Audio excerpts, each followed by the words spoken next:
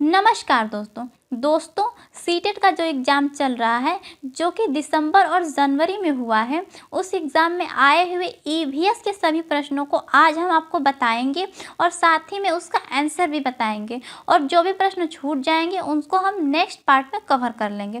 तो आइए शुरू करते हैं। तो सबसे पहला प्रश्न है हमारा, प्राणियों की संकटाग्रस्त जातियाँ वे हैं या फिर प्राणियों की संकटाग्रस्त जातियाँ कौन सी हैं? तो इसका आंसर होगा कि वे जातियाँ जो कि धीरे धीरे कम होती जा रही हैं, या फिर यूँ कहें कि प्राणियों की वह जातियाँ जो कि धीरे धीरे लुप्त हो रही हैं, जिनके लुप्त होने का खतरा है, उन्हें हम संकटाग्रस्त जातियाँ कहते हैं। अगला प्रश्न है हमारा, चंद्र ग्रहण होता है जब या फिर चंद्र ग्रहण कब होता है? तो इसका आंसर होगा कि पृथ्वी, सूर्य और चंद्रमा सीधी रेखा में आते हैं। जब पृथ्वी, सूर्य और चंद्रमा सीधी रेखा में आते हैं उस टाइम चंद्र ग्रहण होता है। नेक्स्ट क्वेश्चन है, वन्य जीव संरक्षण अधिनियम भारत सरकार द्वारा कब लागू किया गया? तो इसका आंसर होगा कि वन्य जीव संरक्षण अधिनियम भारत सरकार द्वारा 1972 में लागू किया गया। यह नियम वन में रहने वाले जीव जंतुओं की सुरक्षा के लिए लागू किया गया था। नेक्स्ट क्वेश्चन है, भारत के किस क्षेत्र में स्थानांतरित खेती की जाती है? तो इसका आंसर होगा कि भारत के पूर्वी क्षेत्र में स्थानांतरित खेती की जाती है। अगला प्रश्न है, भूपर्पटी में सबसे अधिक प्रचुरता में पाया जाने वाला तत्व? भूपर्पटी यानी पृथ्वी की ऊपरी सतह पर। पृथ्वी की ऊपरी सतह पर सबसे अधिक प्रचुर मात्रा में ऑक्सीजन पाया जाता है।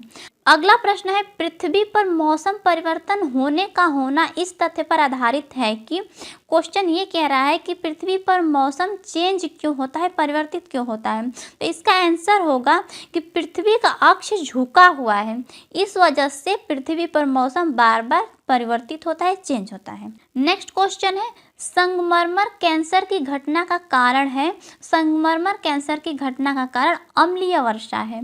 उसके बाद नेक्स्ट क्वेश्चन है, पारंपरिक स्रोतों का समूह है। तो पारंपरिक स्रोतों का समूह क्या है? तो पहले तो है सौर ऊर्जा, परमाणु ऊर्जा और पवन ऊर्जा। सौर ऊर्जा, परमाणु ऊर्जा और पवन ऊर्जा पारंपरिक स्रोतों का समूह है। नेक्स्ट क्वेश्चन है, विटामिन B12 में उपस्थित धातु है या फिर विटामिन B12 में कौन सा धातु उपस्थित होता है? तो इसका आंसर होगा कोबाल्ट। विटामिन B12 में कोबाल्ट उपस्थित होता है। नेक्स्ट क्वेश्चन है हमारा, बायोडीजल के लिए किस पौधे की खेती की जाती है?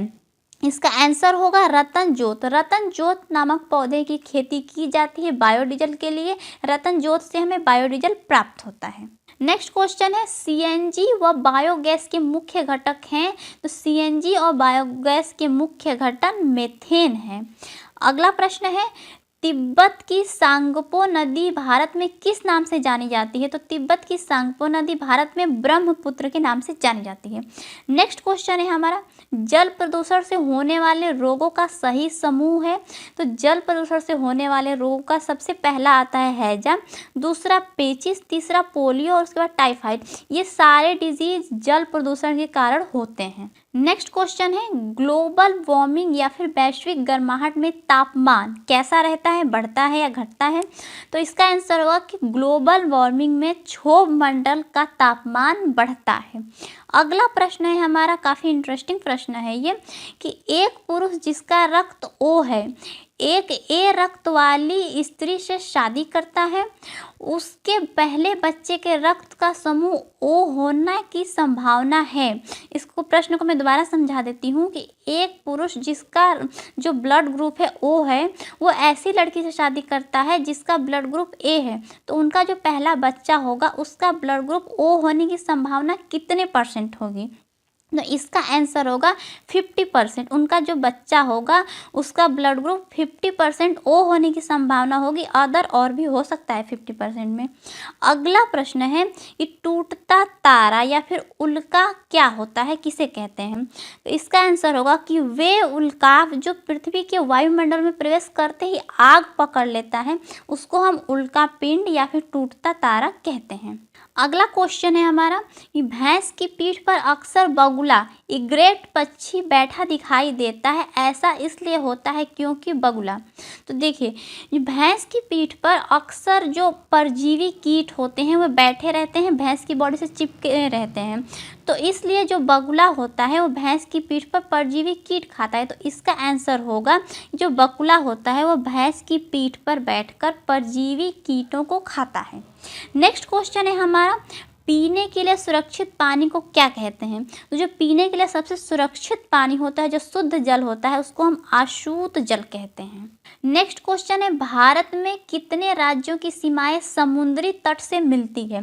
इसका आंसर होगा कि भारत में 9 ऐसे राज्य हैं जिनकी सीमाएं समुद्री तट से मिलती है। अगला प्रश्न है हमारा, जोजिला पास किस किस को आपस में जोड़ता है? इसका आंसर होगा कि जोजिला पास लेह और श्रीनगर को आपस में जोड़ता है। नेक्स्ट क्वेश्चन है, पेरीचू झील निम्न में से कहाँ पर है? तो इसका आंसर है कि तिब्बत में, पेरीचू झील तिब्बत में स्थित है। हमारा अगला क्वेश्चन है, अनटचेबल पुस्तक किसने लिखी है? तो अनटचेबल पुस्तक को लिखी है मुल्कराज आनंद ने, यानी कि मुल्कराज आनंद अनटचेबल पुस्तक के लेखक हैं। नेक्स्ट क्वेश्चन है, यूनेस्को का मुख्यालय कहाँ स्थित है? यूनेस्को का मुख्यालय पेरिस में स्थित है। हमारा आंसर होगा पेरिस। नेक्स्ट क्वेश्चन है, नाथुला दर्रा है या फिर नाथुला दर्रा कहाँ पर है? तो नाथुला दर्रा सिक्किम में है। उसके बाद नेक्स्ट क्वेश्चन है हमारा, केसर उत्पादन से जुड़ा भारत का राज्य है। केसर उत्पादन भारत के किस राज्य में होता है?